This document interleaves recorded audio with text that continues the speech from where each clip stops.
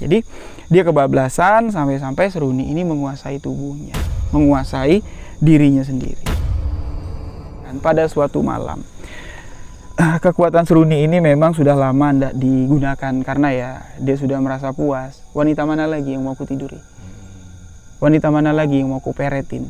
Ya adalah, dia bilang, jalanin aja lah dengan kekasih-kekasihku yang banyak, dia bilang. Tapi ya Seruni ini seolah-olah tidak mau tinggal diam karena sudah biasa ya, menggunakan ilmu itu untuk menarik perempuan. Seruni ini narik sendiri, Bang. Tiba-tiba Joni lagi enak-enak tidur itu dibangunkan. Sontak dia terbangun seperti Seruni ini membangunkannya, dan ketika dia bangun, di balik pintu kamarnya itu sudah ada berdiri wanita. Tidak dikenal sama si Joni. Ini siapa yang datang? Tiba-tiba datang, ya minta dilayanin. Itu kalau menolak keinginan, kemauan dari Seruni. Itu yang baru yang sepele. Itu bisa-bisa mati kalau menolak.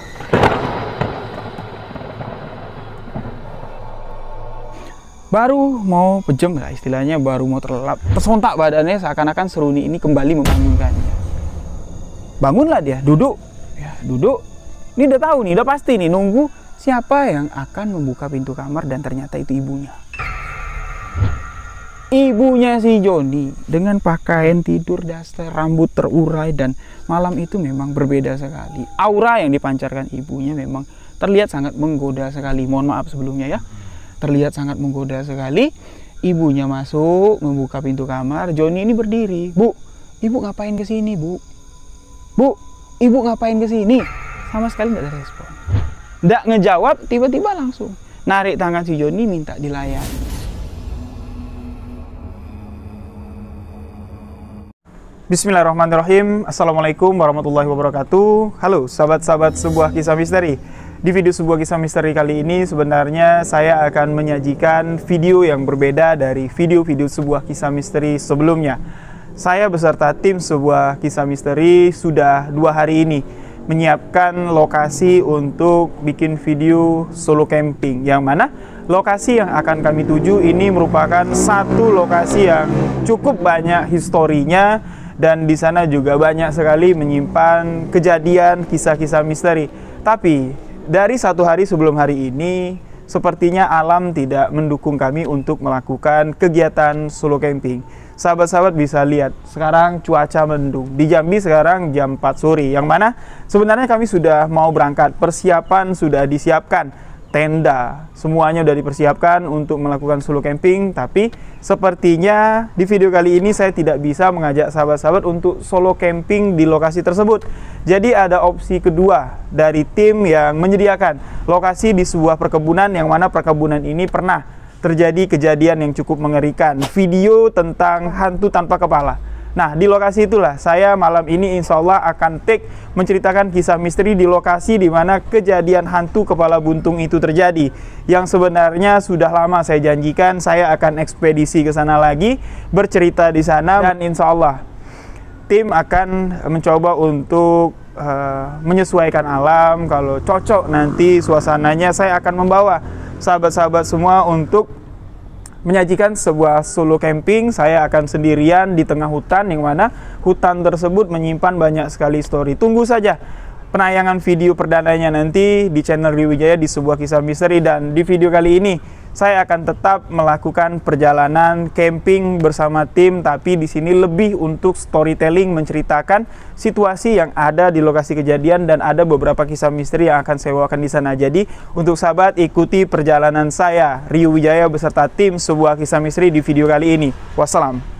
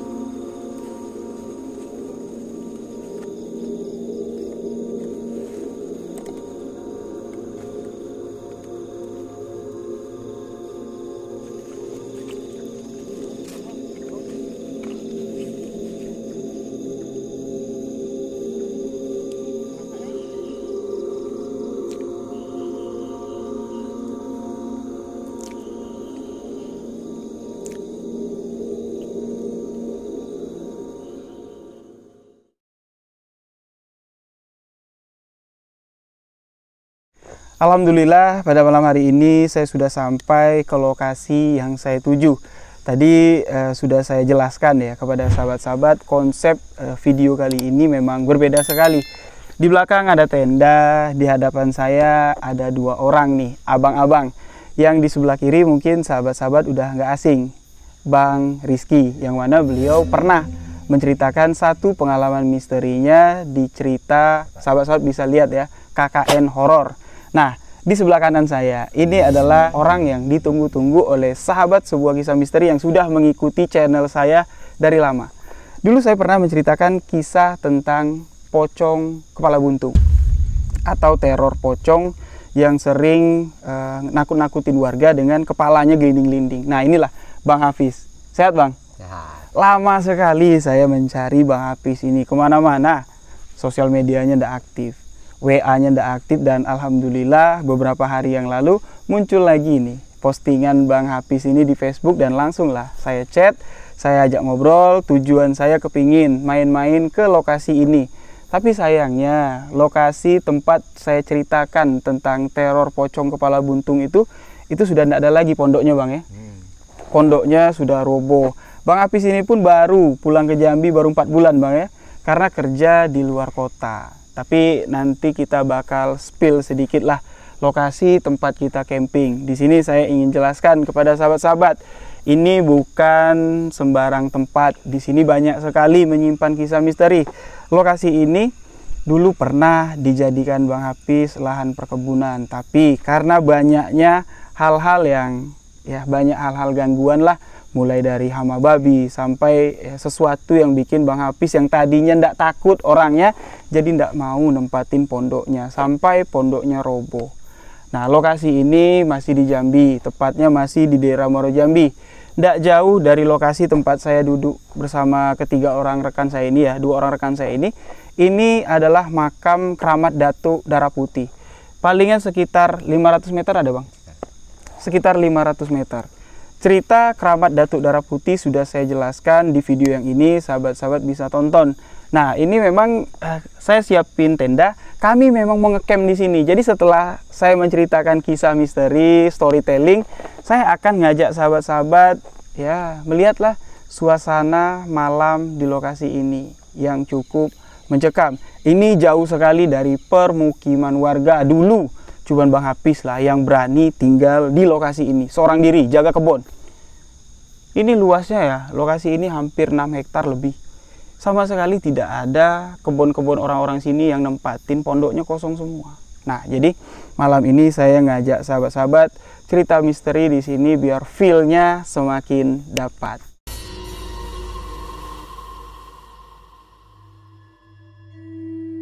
Jadi tadi sedikit saya sudah cerita-cerita lah, kami sampai tadi sekitar jam setengah 8. Sampai ke sini perjalanan hujan, memang alam tidak mendukung untuk saya ini camping di lokasi yang sudah kami tetapkan. Lokasi yang saya tetapkan untuk camping ini memang cukup banyak sekali menyimpan misteri.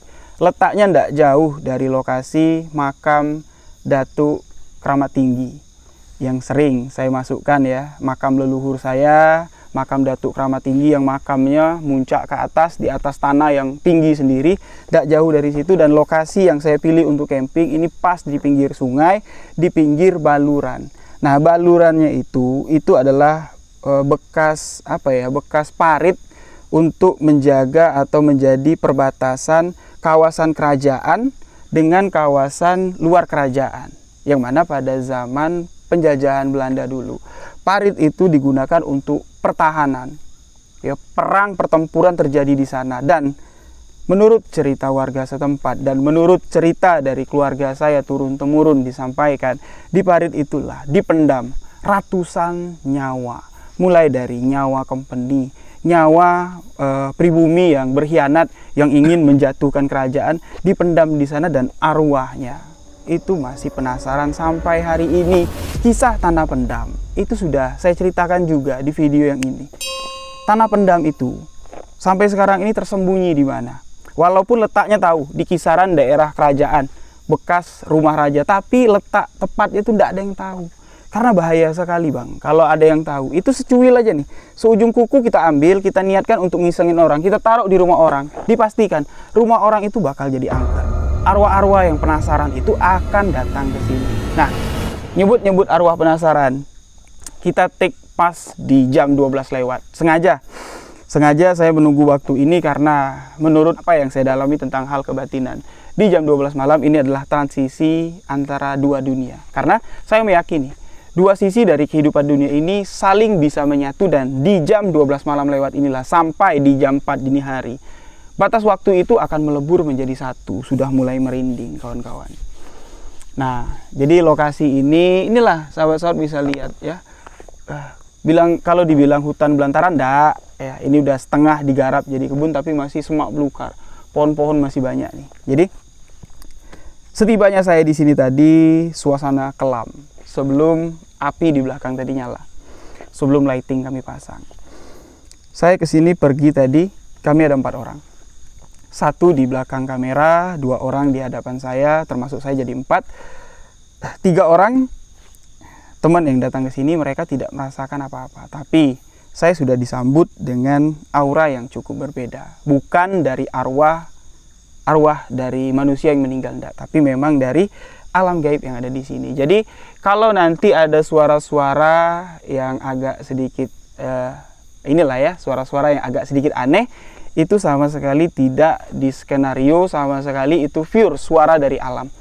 Saya sudah minta izin kepada nenek datuk yang ada di sini, numpang malam ini kami mau ngecamp, mau nginep di sini, mau dekat dengan alam nenek datuk yang ada di sini, karena di sini auranya kuat. Punggawa atau kekuatan gaib yang ada di sini memang berkarakter layaknya seperti Gotot Koco. Mereka semua berpenampilan layaknya seperti prajurit perang. Kuat sekali karena lokasi ini diapit dengan 3 makam keramat.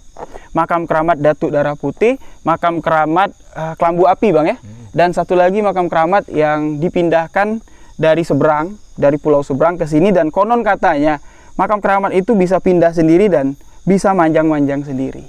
Yang namanya saya tidak berani sebutin karena kuat sekali beliau yang dimakamkan di sana. Jadi memang auranya di sini, lokasi ini diapit dengan kekuatan gaib yang layaknya seperti Gotot Koco. Nah, jadi apa yang ingin saya ceritakan di sini tentang apa? Saya di sini bukan membahas tentang pocong itu lagi. Hajat saya sudah sampai ketemu dengan beliau. Saya di sini ingin menceritakan Seruni. Yang mana Seruni ini sebuah kisah misteri tentang ilmu kebatinan. Mohon maaf sebelumnya untuk sahabat-sahabat yang mendengarkan ini yang mungkin paham tentang ilmu kebatinan yang saya sebutkan kali ini. Saya mohon maaf jika ada yang salah atau perbedaan dari pemahaman yang saya sampaikan. Yang mana Seruni ini sudah lama ceritanya ingin saya bagikan, tapi tertunda-tertunda karena malam ini alam menyajikan suasana yang sangat enak sekali untuk menceritakan Seruni. Mudah-mudahan Seruni pun bisa hadir di sini. Nah, kisah Seruni ini bukan kisah kiriman dari sahabat misteri, tidak. Tapi ini kisah yang dialami oleh teman saya langsung. Teman yang sudah dianggap layaknya seperti saudara. Jadi beliau ini bukan asli dari orang Jambi, tidak. Beliau perantauan dari Yogyakarta. Awalnya dia datang ke sini itu bukan untuk berwisata, bukan untuk berniaga, tidak. Tapi untuk mencari tempat pelarian. Pelarian dalam arti kata ini bukan ada kasus kriminal, tidak. Tapi di Yogyakarta, di tempat kelahiran, tempat dia tinggal, beliau sudah merasa tidak nyaman lagi karena pergaulan di sana sudah tidak cocok dan banyaklah hal-hal yang tidak bisa saya sebutkan di sini, sehingga beliau merasa terasingkan dari sana. Bahkan dengan keluarganya pun beliau ini diasingkan karena ada satu ilmu yang beliau dalami, yaitu ilmu yang ingin saya bagikan ini. Nah, awal pertemuan itu ketika saya masih aktif di dunia malam ya. Sahabat-sahabat tahulah saya dulu disc jockey, DJ. Waktu itu ya saya di satu klub yang ada di Jambi ini, duduklah di satu table. Memang kondisi klub malam pada itu penuh malam minggu. Jadi ada waitress yang sudah dekat dengan saya, Bang Gondrong. Bang, abang duduk sendirian kan? Iya, ada tamu bang, katanya dari Jogja. boleh nggak bang gabung sama abang karena table penuh semua. Ya silahkan, saya bilang. Cewek cowok ya nggak apa-apa, sini gabung lah. Dari situ perkenalan kami. Ya kenalan, namanya ya kita sebut sajalah namanya Joni. Joni, Rio, kenalan, ngobrol-ngobrol, ya minum-minum lah kami di sana. Setelah selesai sama-sama keluar, si Joni ini nanya, "Yo, lu tinggal di mana?" "Ya, saya tinggal di Telanai, nggak jauh dari sini lah." "Kamu tinggal di mana?" "Saya di hotel A," dia bilang. "Saya mau cari kosan. Besok temenin saya ya. Saya check out di hotel jam 12, kamu jemput. Carikan saya kos-kosan yang nyaman." Nah, waktu itu ya saya nggak banyak pikir. Saya pikir dia ini kerja atau ada apalah. Ya udah, saya pulang di jam 12, saya jemput dia di hotel dan saya antarkan ke satu kos-kosan. Ya, kos-kosan elit lah. Ya, pekerja semua yang ada di sana, biaya kosnya juga nggak murah, mahal. Dia sanggup. Ya, tinggallah di sana. Nah, dari situlah kedekatan mulai terjalin, ditambah lagi si Joni ini saya bawa pulang ke rumah, kenal dengan bapak. Di situ dia baru membuka jati dirinya. Dia minta tolong sama bapak, "Lepasin pak, apa yang ada di diriku, aku nggak sanggup lagi membebannya." "Loh, kenapa?" Bapak bilang. Bapak kan orangnya pura-pura nggak tahu. Digalinya dulu keluh kesah apa yang ingin dibagikan oleh si Joni ini. Baru bapak mengatakan, "Itu kalau kamu mau membuangnya, itu tidak perlu orang lain yang kamu minta bantu, cukup diri kamu. Kamu yakin nggak itu bisa kamu buang? Kalau kamu belum yakin, jangan. Karena ini akan berdampak buruk sekali, baik itu bagi kesehatan, baik itu bagi kejiwaan kamu." Ya, saya yakin pak, saya akan sanggup menerima konsekuensi yang saya terima. Karena sudah belasan tahun saya terkekang oleh ajaran atau ilmu yang salah bawa, dia bilang. Nah, jadi singkat cerita, masuklah ke cerita tentang ilmu yang didalami oleh si Joni. Joni ini memang garisan darahnya atau terlahir dari keluarga ningrat, kita katakan. Ya, keluarganya di tempat dia tinggal di sini disegani, dihargai, dan keluarganya ini dekat pula dengan ilmu kebatinan, olah kebatinan tentang hal-hal yang berbau gaib dan hal-hal yang berbau mistis. Joni pun di sini mengatakan dari kecil beliau ini sudah diajak sama kakeknya untuk di malam satu suro untuk ngasuh barang-barang antik, ngasuh benda-benda pusaka dengan cara memandikannya. Nah, dari sini si Joni yang tinggal bersama kedua orang tuanya, Joni punya adik perempuan, cuman satu, itulah adiknya si Joni, mulai dekat dan mulai kecanduan dengan hal-hal gaib. Karena sering dibawa sama kakek untuk melakukan ritual bersih-bersih barang antik, bersih-bersih barang pusaka, sosok-sosok gaib sebagai hodam dari barang-barang tersebut pun nempel lah sama si Joni ini. Tanpa dia sadari, kekuatan gaib itu sudah ada di tubuhnya. Karena mulai dari keturunan tadi ditambah lagi dengan apa yang dilakukan sang kakek. Nah, si Joni ini juga sudah mulai yakin dengan hal tersebut, tapi dia mau nuntut ilmu dari si kakek atau ilmu keturunan dari keluarganya ndak ngasih. Dia bilang ndak ada ilmu. Kita ini cuman keluarga yang hobi, seakan-akan menutup-nutupi lah kalau ada kelebihan di keluarga mereka. Bahkan ibu dan bapak si Joni ini menentang keras kalau anaknya ini kenal dekat dengan ilmu-ilmuwan. Kalau kamu diajak kakek itu cuman ngajarin kamu sebagai pewaris nanti, sebagai penerus nanti, biar kamu itu ingat kalau keluarga kita ini punya warisan, punya senjata atau punya barang-barang yang harus dirawat oleh anak laki-laki. Memang itu ya, sebagian besar dari darah keturunan itu pasti akan mengurus barang-barang yang ditinggalkan dari warisan keluarga. Nah, dari sinilah si Joni dewasa, dia mulai mencari di manalah guru yang bisa mengajarkan aku tentang ilmu kebatinan. Baik itu ilmu kebal, baik itu ilmu pelet dan segala macam, apapun jenis ilmu itu dimakan sama si Joni. Banyak guru yang didatangi, banyak ilmu yang dipelajarin, diamalkan. Ada ilmu yang berdasarkan hafalan, tulisan yang dihafalkan, dijadikan. Ada ilmu yang langsung transfer atau ilmu yang memang dikirimkan begitu saja. Mulailah di sini dia mendalami ilmu itu yakin jadi di dalam dirinya. Hingga pada suatu ketika si Joni ini bertemu dengan guru yang benar-benar memiliki ilmu kebatinan tingkat tinggi, saya katakan di sini. Ilmu kebatinan si guru ini kalau kami orang Jambi bilang dia main ilmu tarekat. Bukan artikan dalam tarekat tentang ilmu tasawuf, enggak, tapi hakikat makrifat itu ada di dalam ilmu kebatinan, dan seseorang yang benar-benar mendalami ilmu tersebut dikatakan ilmu tarekat. Tarekat kiri kalau kami orang Jambi bilang, karena tarekatnya ini tidak digunakan, tidak dijalankan, tidak sejalan dengan ajaran agama Islam. Namanya tarekat kiri. Nah, belajarlah dengan si guru ini, ya, ilmu-ilmu yang sudah dipelajari si Joni dari guru-guru yang lain itu dibilang cuman kacangan.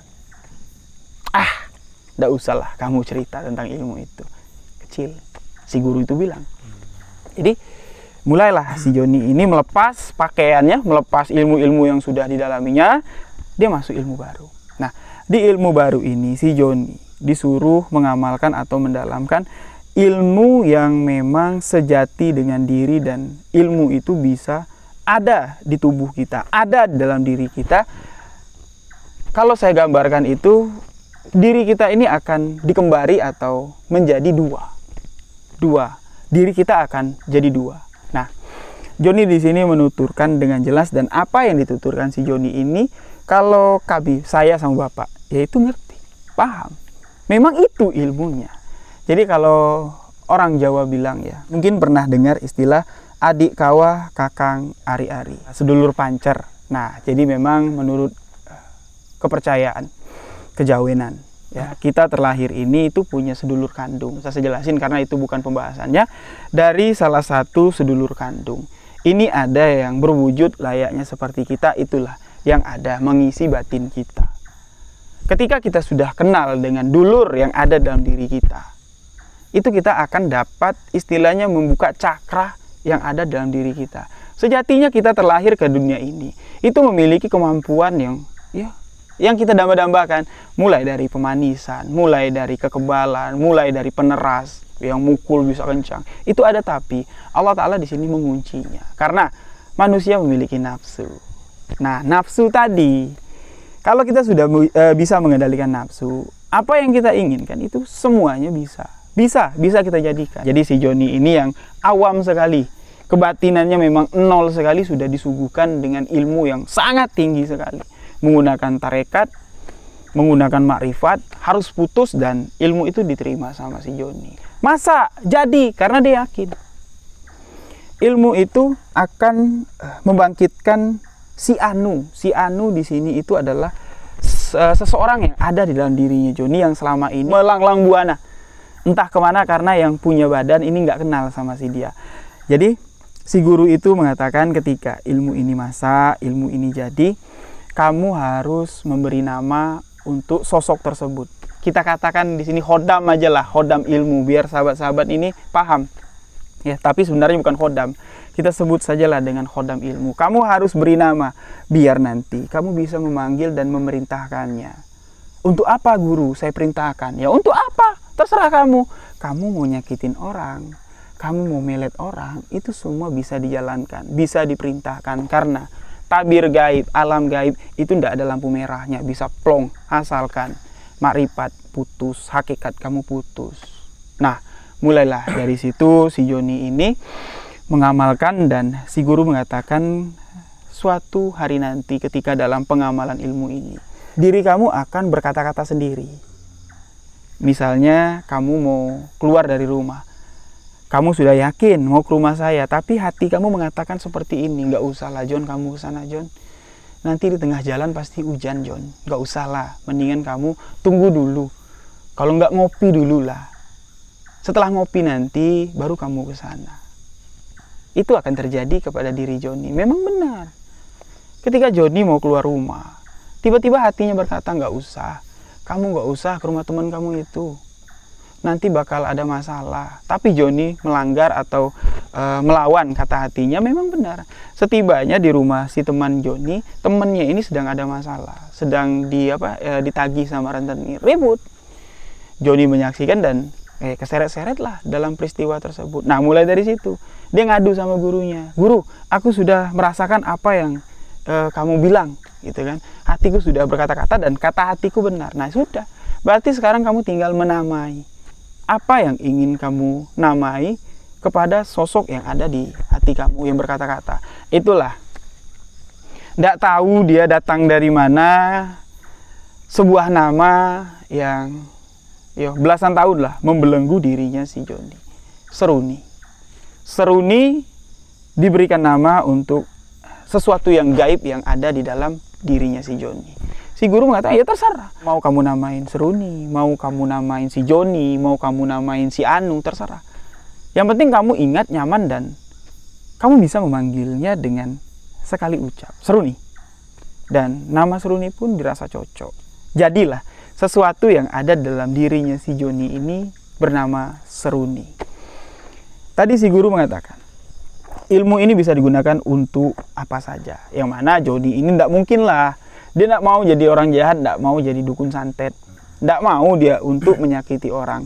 Dan pilihan yang satu lagi, untuk menaklukkan hati wanita. Atau sebagai ilmu pengasihan. Yang mana di sini dijelaskan, oke, kalau itu tujuan kamu. Kamu di sini cukup menggunakannya dengan sekali pandang. Pandang makrifat. Pandang makrifat itu ketika kita jalan atau kita di kumpulan lah ya, di lingkungan masyarakat, ada wanita yang kita taksir, Bang.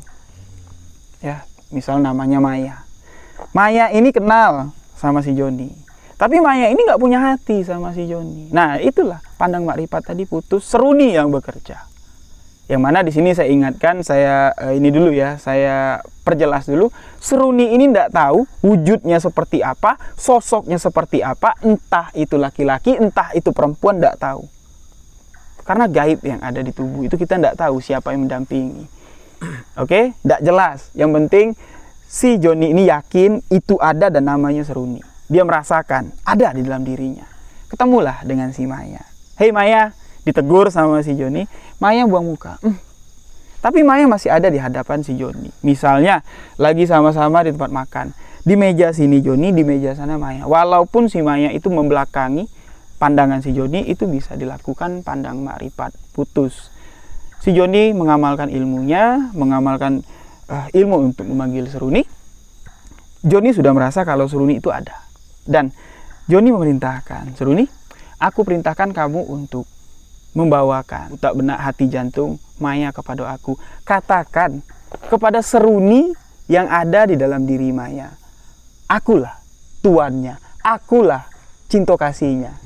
Jadi Seruni yang ada di dalam dirinya si Joni ini memanggil sesuatu yang tak tampak yang ada di dalam diri Maya yang tidak Maya sadari, yaitu batinnya. Itu diketuk hatinya, dipanggil, hei Seruninya Maya, nih aku Seruninya Joni. Kau tuh bilang sama Maya yang punya badan ini, tunduk kasihlah kepada si Joni, dialah jodohnya. Otomatis di sini Maya akan jatuh hati, tunduk kepada si Joni. Spontan, kodenya cuma satu. Kalau si Maya itu tiba-tiba spontan menoleh ke belakang menghadap si Joni, berarti semua itu sudah berhasil. Tapi kalau tidak balik-balik, berarti yang ada di tubuh si Maya ini kuat. Ini perlu lagi proses lain lagi. Tapi pada saat itu, ketika pertama kali si Joni mencobanya, itu berhasil. Yang tadinya Maya melengos, tiba-tiba balik badan, bawa makanannya, duduk semeja sama si Joni. Dan kalau itu sudah terjadi, bebas. Joni mau ngapain? Ya, mau dibawa kemana, terus dicampain, ini terserah. Yang jelas, wanita itu akan tergila-gila kepada si Joni. Ini berlangsung sangat lama sekali dan dinikmati sama si Joni. Hingga pada suatu ketika, Joni ini sudah mulai nyaman dengan si Seruni walaupun tidak tahu sosoknya gimana. Ilmu itu menjadi kebanggaan. Ya, tapi tidak diceritakan sama kawan-kawannya, tidak. Itu dipendam, pantang ilmu itu diceritakan. Layaknya seperti orang yang punya ilmu itu, kayak pepatah mengatakan, Bang, padi semakin berisi semakin merunduk. Kalau orang punya ilmu takabur, kuak, itu tidak kosong. Batinnya kosong, karena kebatinan itu tidak boleh dipamerkan. Nah, sampai-sampai Joni di sini mengatakan pacar temannya sendiri digebet. Dan pernyataan dari wanita-wanita yang dipacarin sama si Joni, yang Joni mendapatkannya dengan Seruni ini tadi, mereka mengaku seperti ini. Awalnya aku tidak suka sama kamu, tapi tidak tahu kenapa. Setelah terakhir kita ketemu, aku tuh ngerasa dekat sama kamu, aku merasa akrab dan sering sekali mimpi. mimpi melakukan hubungan intim sama kamu. Itulah pengakuan dari setiap wanita itu. Yang mana ketika si Maya atau wanita-wanita yang dikenakan ilmu seruni ini, ya mereka mengalami mimpi basah atau mimpi bersetubuh dengan si Joni, itu nyata. Nyata dilakukan Joni, tapi bukan jasadnya jasadnya wanita itu yang disetubuhi. Sosok yang ada di dalam dirinya, seruninya si Maya tadi yang melakukan hubungan intim dengan si Joni, itu nyata. Wanita itu merasakan, Joni pun mendapatkan kepuasan. Nah, jadi di sini ya Joni mengatakan ketika cewek itu tidak mempan nih, ya dipanggil pas pandangan pertama, pas di rumah dilakukan dengan ritual sebelum tidur. Jadi sebelum tidur nih, biasanya itu lewat di jam 12 malam. Karena kita ambil kesimpulan gini, cewek lah nih ya, cewek jarang yang begadang. Kalau jam 9, jam 10 kita bikin ilmu itu mungkin masih melek.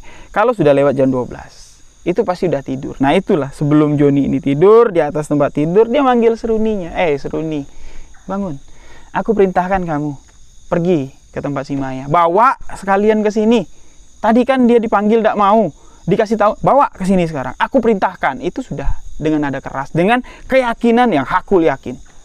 Putus tuh marifatnya. Pergilah seruni ini dan seketika, ya, dalam keadaan seperti dalam bayangan, dalam keadaan ya, terjaga di dunia nyata, tapi kalau dipikir seperti bayangan nih, sosok Maya itu datang lewat pintu kamar si Joni dengan menggunakan pakaian tidur. Tapi bang, ya, perwujudan Maya yang datang itu bukan perwujudan jasad orangnya asli, enggak.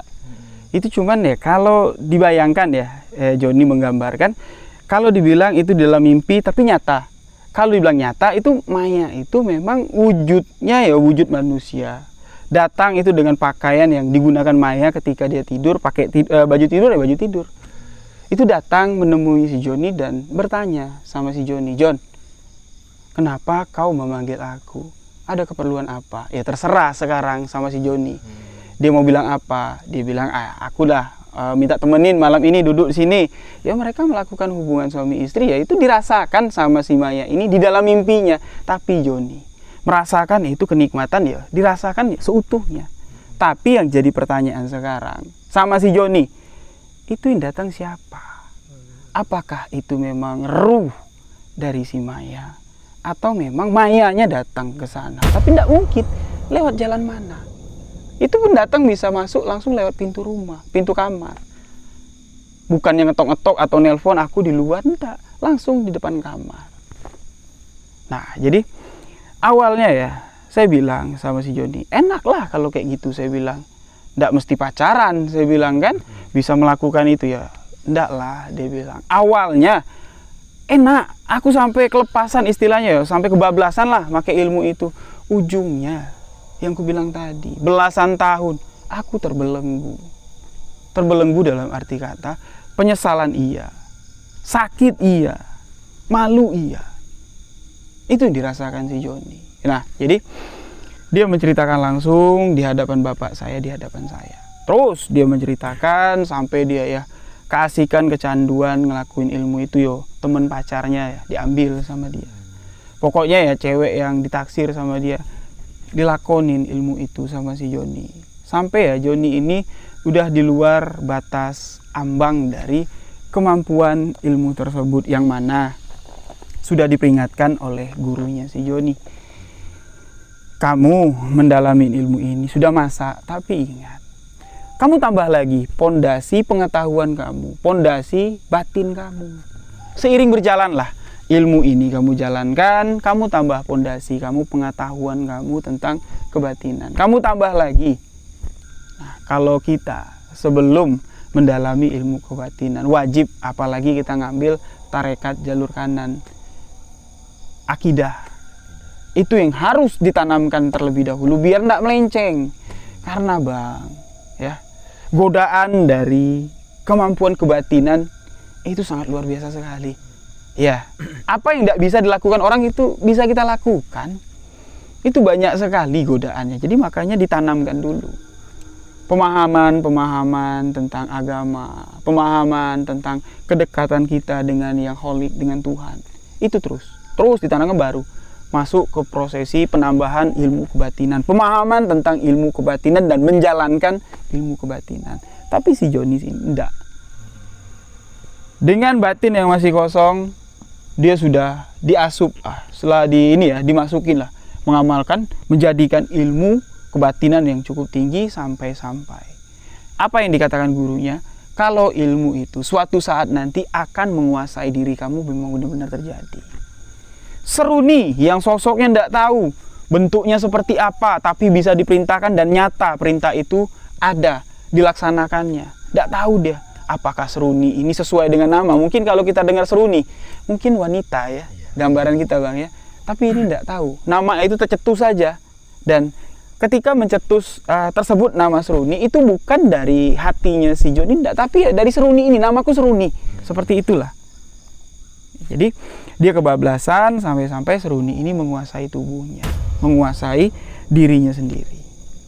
Nah, di sini mulai masuk ke penderitaan yang dialami si Joni. Tadi kan sudah senang-senangnya. Joni mengatakan pada suatu malam, kekuatan seruni ini memang sudah lama tidak digunakan karena ya dia sudah merasa puas. Wanita mana lagi yang mau ku tiduri?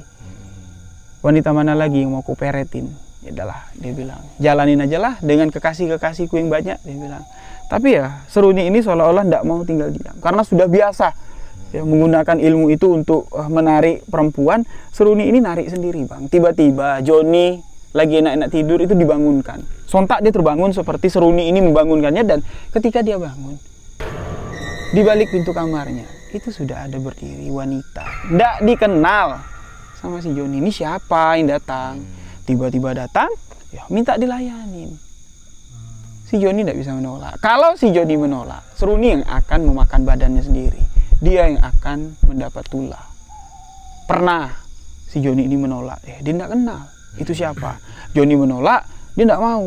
Aku tidak manggil kamu. Kamu ngapain di sini? Kamu siapa? Cewek itu terus memaksa sampai-sampai Joni ini tersentak kayak ini. Semua bayangnya itu hilang, dan keesokan harinya sendi-sendi dari tubuh si Joni ini sakit-sakit, kayak dia tuh dibanting-banting sama orang. Terlihat masih ada bekas biru-biru, balu-balu di badannya, kayak digebukin orang lah. Itu kalau menolak keinginan, kemauan dari seruni. Itu yang baru yang sepele. Itu bisa-bisa mati kalau menolak.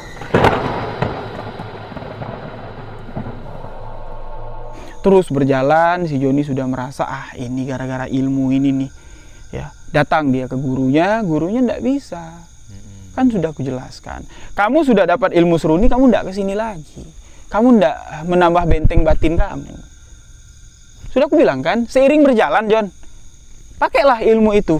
Kamu asupan kamu, kebatinan kamu diisi terus. Jadi balance. Kamu tidak datang ke sini lagi. Sekarang kamu ngadu, ya konsekuensi kan sudah aku bilang. Akhirnya Joni di sini datang ke setiap orang-orang pintar untuk melepas ilmu itu, nihil. Tidak ada hasilnya. Sampai di mana satu titik Joni memang yakin benar-benar ingin membuang ilmu ini, menyesal menggunakan ilmu ini. Kejadian seruni yang datang ketika si Joni ini tidur, ini menyerupai ibu kandung dari si Joni. Itu di kamar, di rumah. Ya, Joni yang pulang malam, ya, dia kan megang kunci. Ya, jadi dia buka sendiri, tidak perlu ketok-ketok, langsung naik ke kamar di lantai 2. Masuk kamar, tidur dia. Tidur, baru mau pejem lah istilahnya, baru mau terlelap, tersontak badannya seakan-akan seruni ini kembali membangunkannya. Bangunlah dia, duduk. Ya, duduk.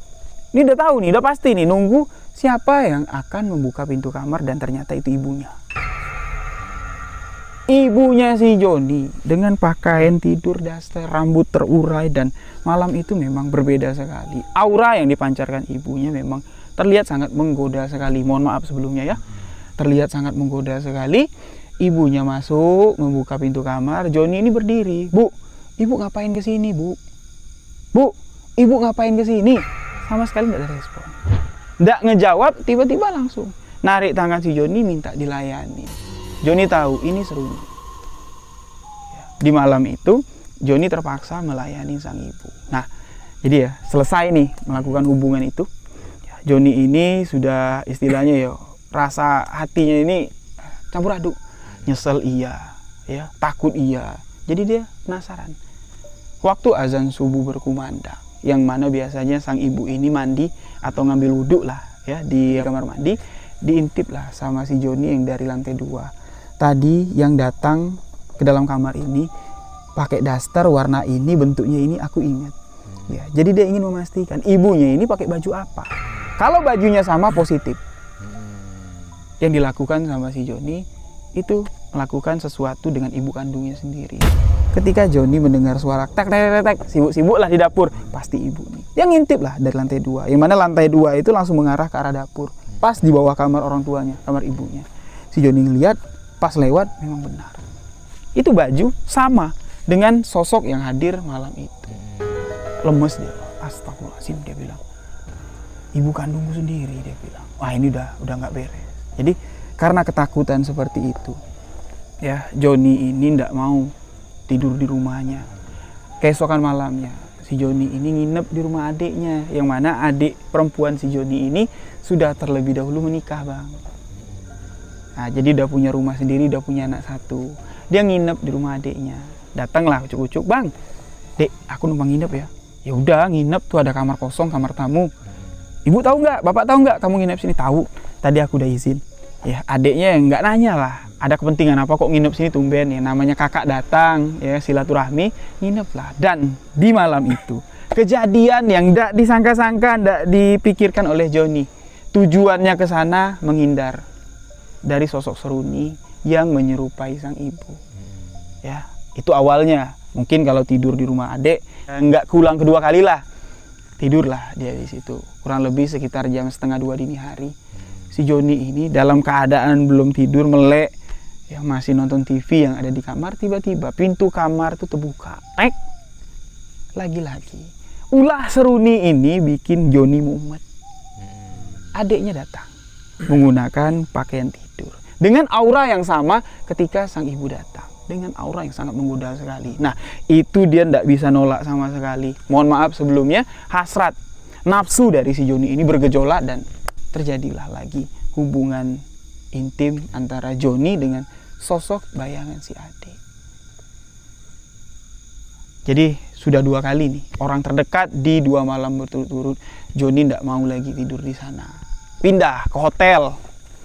Karena ya Joni ini orang berduit, ibunya pengusaha, bapaknya pengusaha, difasilitasin. Waktu itu dia bilang pakai mobil Joni ini. Nginep di hotel, Bang. Ya, 2 malam nginap di hotel, tidak terjadi apa-apa. Malam keempat dia menginap di hotel. Lagi-lagi sosok seruni datang dengan perwujudan ibu kandung dari si Joni. Yang mana hotel tempat tinggal si Joni ini di tengah-tengah kota Yogyakarta. Rumah Joni ini tidak terlalu jauh lah dari pusat kota. Ya, kalau pakai mobil, kalau pagi itu ya kurang lebih sekitar 15 menit lah kalau jalur sepi. Nah, malam itu datang, Joni udah, "Bu, ibu ngapain, Bu? Ngapain nyari Joni ke sini?" Awalnya Joni ini nganggap kalau itu sosok ibu yang nyata. Mencari anaknya kan udah 4 malam ngilang. Tapi enggak, sama sekali tidak menjawab, cuma senyum-senyum menggoda dan Joni tidak bisa menolak. Ya, maaf ya, kayak diperkosa. Hasrat atau nafsu dari sosok yang menyerupai ibu ini luar biasa sekali. Nah, selesai melakukan itu, ya biasanya Joni bilang sebelum azan subuh berkumandang, bayangan-bayangan itu hilang, Bang. Seketika hilang, lenyap, dan suasana kembali seperti normal biasa. Joni langsung dia berkemas, ya keluar dari hotel tersebut, ngejar, mau ke rumah. Bener nggak nih? Ini sosok ibu atau sosok bayangan si seruni? Ya, karena nggak mungkin ibu nyusul, tahu alamat dari mana. Ya, pulanglah dia pagi-pagi. Ya, dibukain pintu sama pembantu, dia nanya, "Ibu mana?" "Loh, Mas, ibu keluar kota." "Kapan berangkatnya?" "Kemarin sore." "Kemana?" "Enggak tahu." "Coba tanya bapak." Masuk ke kamar bapaknya, nanya, "Enggak tahu ibu kemana." Dia bilang cuma pengen keluar kota. Di situ Joni duduk lemas, Bang. Jadi yang mendatangi aku tadi malam siapa? Kok kebetulan sekali ibu ada di hotel malam tadi, datang ke aku, disusul ke rumah, ibu kok nggak ada. Apakah yang datang tadi malam benar-benar sosok ibunya atau hanya ulah dari Seruni? Itu masih menjadi pertanyaan besar, dan itulah yang membuat Joni ini terkungkung, terbelenggu di dalam dunia gaib. Ilmu yang didalaminya tadi. Puas Joni tadi berpindah-pindah kota. Ya, kota A, kota B, kota C, menghindar sosok-sosok yang dekat ya, ibu kandung, adik kandung dari si Joni ini datang dibawa oleh si Seruni. Tapi tetap, kapan Seruni mau, sosok itu datang. Bukan berwujud wanita lain lagi, enggak. Kayaknya si Seruni ini pengen ngasih pelajaran. Nih, gue kasih pelajaran sama lo. Lo nggak mau gunain gue lagi, nggak mau merintahin gue lagi buat naklukin hati perempuan nih.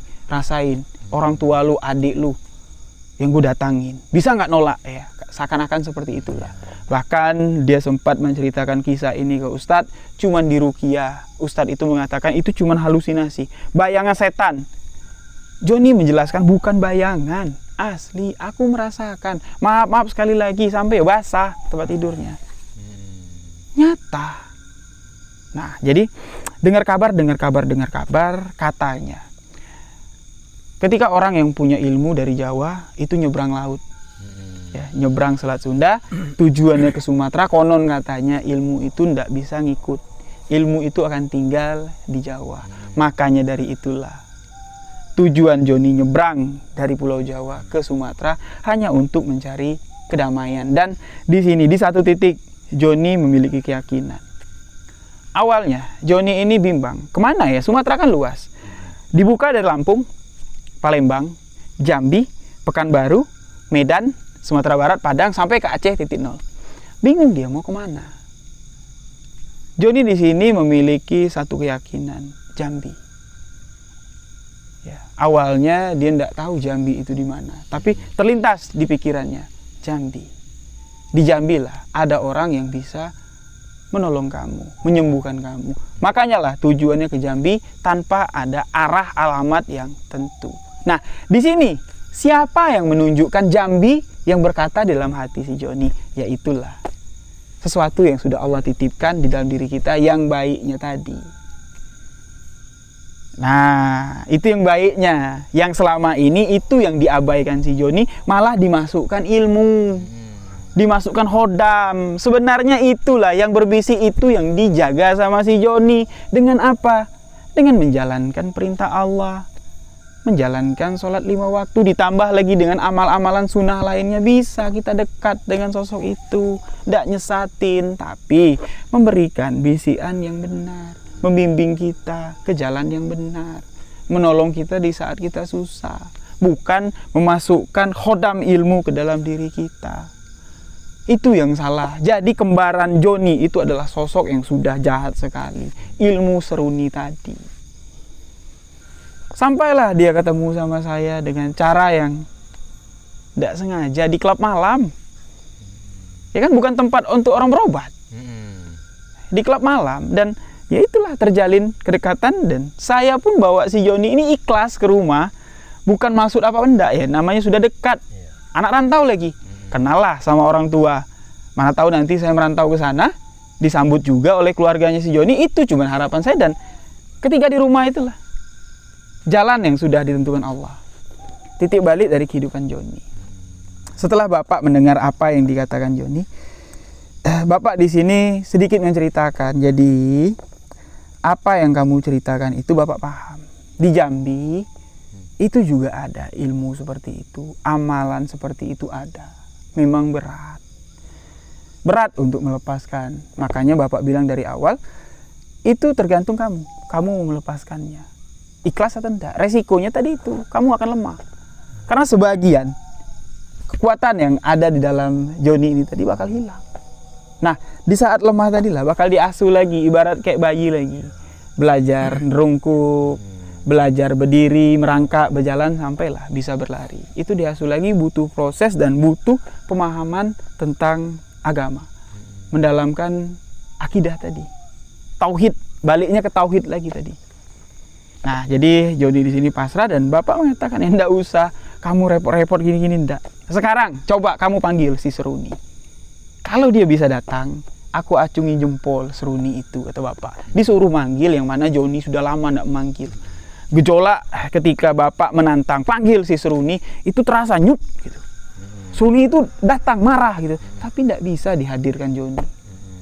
Tidak bisa, sama sekali tidak bisa. Puas dia ngamal-ngamal sampai keringetan, tidak bisa datang, tidak pak. Tidak bisa hadir. Hadir dia itu ada di dalam diri kamu, tapi tidak mampu untuk keluar. Kenapa? Karena dia salah. Karena dia sudah membawa jalan yang salah. Ada, kalau kamu bilang seruni tidak ada, kamu tidak bakal bisa duduk di sini.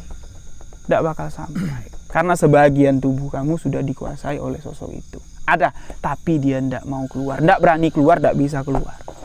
Nah, disitulah bapak mengatakan, dah, malam ini kamu istirahat, mau pulang ke kosan atau nginep di sini? Pulang ke kosan aja pak. Joni merasa setelah dibentak seperti itu sama bapak, dia merasa takut. Dia ngerasa rumah itu kayak apa aneh gitu. Pada awalnya enggak. Itu efek atau apa? Ya udah pulanglah ke kosan. Malam Jumat nanti, ya kamu enggak tahu yo beli kembang di mana, enggak usah, biar Rio aja lah. Pokoknya kamu dijemput ya malam Jumat, kamu ke sini bawa baju ganti, bawa dalaman ganti, bawa anduk, bawa perlengkapan mandi. Kamu aku mandikan. Nah, singkat cerita, saya pagi Kamis itu disuruh beli kembang segala macam, belilah. Ya. Selesai itu, sore saya jemput si Joni, ya dia sudah siap bawa perlengkapan yang suruh bapak tadi. Malam Jumatnya dimandikan bang. Dimandikan ke sungai, dilarung lah apa yang sudah dipakai dengan satu istilahnya satu keyakinan yang keluar dari mulut si Joni. Seruni, aku pemilik tubuh ini, aku yang mengamalkan ilmu ini, dibacakan ilmunya bla bla bla bla. Aku sekarang mau buang kamu, mengosongkan diri ini, pergilah. Nah itu dimandikan dengan lapap. Lapap itu ucapan, dengan ucapan seperti itu, larunglah, dimandikan. Dan setelah naik dari sungai tadi, dia merasa dingin, itu dingin luar biasa, dingin banget. Dia nginep di rumah, ngeracau bang tidurnya, entah apa ya, pakai bahasa Jawa kita nggak ngerti ya, ngomong nggak jelas, dia ngomong nggak tentu kemana. Bapak bilang biarinlah dia tidur, prosesnya. Memang besok pagi wajah dari si Joni itu kayak inilah ya, lesu, lemah. Nah jadi setelah proses itu sesuai kata bapak, ini perlu bimbingan. Nah dikenalkanlah si Joni ini dengan temannya bapak yang memang kiai, yang memang ya pantas lah ya untuk membimbing, sudah diakui imam masjid segala macam, dibimbing, diantarkan ke sana. Ya dari kosan yang jauh dari tempat si kiai tadi pindah ke daerah situ, kos itu. Nah kurang lebih sekitar 2 bulan lah, dibimbing. Dia merasa tubuhnya fit dan dia datang ke rumah, minta izin, mohon pamit pulang. Dia ngangkat dulur, bapak aku, Rio, saudara aku, sedulur aku. Nah itulah, saya punya dulur si Joni. Tapi 2000 berapa ya, 2015 ya, 2015-16 ketika saya di Bali itu ya, saya coba nyari si Joni tanpa ada megang HP, nomor kontak segala macam, cuman alamat gitu kan. Memang enggak ketemu, enggak tahu beliau di mana. Memang enggak dijodohkan atau rezeki mau ketemu lagi. Yang namanya di tahun-tahun itu bang, enggak ada medsos, Facebook, setenar. Dulu tuh zamannya pakai Friendster, ya Twitter lah, Twitter, Friendster, Facebook belum seheboh sekarang, enggak. Ya, jadi memang lost contact sampai hari ini. Nah, jadi itulah kisah tentang ilmu kebatinan yang sangat mengerikan sekali. Nah, saya tanya sama bapak, Pak, kok bapak bisa ngelepasnya Pak? Saya bilang, bukan bapak yang ngelepasnya, dia bilang. Kita cuma menjalankan syariat. Mandi, itu kan bersih-bersih. Kembang, jeruk, itu kan pewangi. Orang mandi itu kan harus wangi. Kalau nggak pakai sabun, pakai kembang. Itu cuma untuk wewangian. Jadi wangi dari kembang itu akan mengisi kekosongan yang ada di dalam dirinya. Dengan ayat-ayat suci Al-Quran ketika memandikannya tadi. Air itu syariat untuk membersihkan ketika kita kotor. Yang melepas ilmu itu yo lafal, lapap yang diucapkan sama si Joni. Seruni, aku yang punya tubuh ini, dengan membaca ilmunya sekali lewat, keluar. Aku ingin mengosongkan tubuh ini dari kekuatan kamu. Itulah dilepas sama dia sendiri.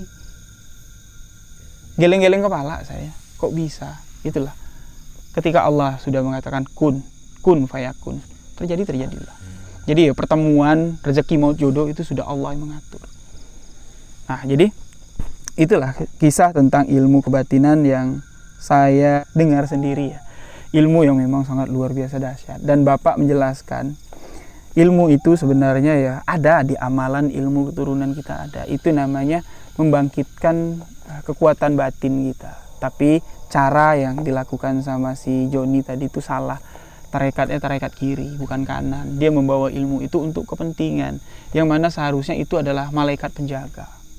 Jadi ilmu jambi itu ada namanya malaikat 4, malaikat 20, ada yang 99 amalan malaikat. Karena Allah Bang menitipkan kita malaikat untuk menjaga badan ini. Itu banyak. Dan itu ketika kita tahu nama-nama malaikat yang ada di tangan, di kaki, di mata, segala macam, itu kita bisa menjadi berbeda dengan orang-orang lain. Tapi itu kajinya jauh sekali. Saya tidak mau basing-basing cerita. Walaupun saya diajarkan untuk mengamalkan itu, saya pun masih merasa belum pantas. Nah, jadi ada satu kisah lagi, si Joni mengatakan selain seruni ini bisa mendatangkan indahoy ya cewek-cewek bisa ditarik sama dia. Si Joni ini di Jogja itu dia jadi agen judi bola. Nah, jadi kan dia ini ikut bandar, kaki lah jatuhnya. Jadi kalau yang taruhannya kecil, kira-kira nggak bakal menang, itu dimakan sama si Joni. Tapi kalau taruhannya besar, diperkirakan pilihannya itu bakal menang, itu dikasih sama bosnya. Jadi seruni ini bisa dimanfaatkan sama si Joni. Tapi bukan nunjuk, wah ini klub ini menang. Enggak, dengan cara gini Bang. Misal malam ini berapa pertandingan nih yang tanding, itu ditulis di kertas. Misalnya kayak sekarang Piala Dunia nih, Inggris lawan Prancis, menang. Inggris lawan Prancis kalah, itu kan 2 gulungan, ditaruh di sini. Nah, dia minta seruni, siapa yang bakal menang, siapa yang bakal kalah, ini dibuang di sini. Dibukanya, wah berarti yang menang Prancis, karena kan di sini menang Prancis, yang lawannya kan dicoret. Nah, itu yang dipasang sama dia dan itu menguntungkan. Nah, jadi ya itulah kisah dari seruni. Semoga kisah ini bisa kita ambil hikmah pelajaran untuk kehidupan kita ke depan. Jadi ya segala sesuatu yang kita amalkan itu sebenarnya bukan kebutuhan atau apa ya, tapi ya kita tempatkan juga lah di mana kita mengamalkan dan cara mengamalkan. Ini benar nggak sih menurut syariat? Jangan sampai nyalah. Kalau nyalah ya kayak gini, diri kita dikuasai oleh sosok yang tidak kita ketahui wujudnya dan berdampak buruk sekali. Joni yakin ibu yang datang, adik yang datang itu merasakan ya sama lah dengan wanita-wanita yang dilakoni sama si Joni. Karena sikap dari ibu dengan adik si Joni ketika sudah mereka datang ya dibawa oleh si seruni itu sikapnya beda. Lemah lembut itu beda loh Bang. Seakan-akan ya punya nafsu sama si Joni. Makanya dia lari dari rumah. Takut kejadian itu terjadi nyata di jasad, di zohir ibu atau adiknya. Nah, jadi itulah kisah misteri kali ini di lokasi yang cukup mencekam pada malam ini. Nah, jadi ya itulah ya. Mohon maaf jika ada salah-salah kata, salah ucap dalam penyampaian kisah ini. Kami akan lanjut camping di sini. Insya Allah akan kami dokumentasikan. Jadi, Bang, saya terima kasih sudah disambut di sini. Nggak ganggu kan? Ya, Nanti kita akan cerita-cerita lagi ya tentang sosok penampakan yang baru di sini ya. Oke, mungkin di video setelah ini saya akan take lagi, Bang. Ya, enjoy ya. Ini Bang Ricky ini dia, ayolah kita penelusuran, ayolah kita penelusuran. Saya bilang, saya tidak suka penelusuran Bang, tapi kalau cerita di tempat yang horor, di alam terbuka, ayo. Nah kapan? Dia bilang, nah inilah waktunya. Sudah kami, istilahnya udah kami janjikan dan akhirnya malam ini kami bisa sampai di sini. Jadi untuk sahabat semua, terima kasih. Mohon maaf jika ada salah-salah kata, salah ucap dalam penyampaian kisah misteri kali ini. Saya Rio Wijaya. Di sini ada Bang Hafiz, di sini ada Bang Ricky beserta tim sebuah kisah misteri mengucapkan wabillahi taufiq wal hidayah. Wassalamualaikum warahmatullahi wabarakatuh. Lebih baik menceritakan sebuah kisah misteri daripada menyembunyikan fakta di balik sebuah realita. Wassalam.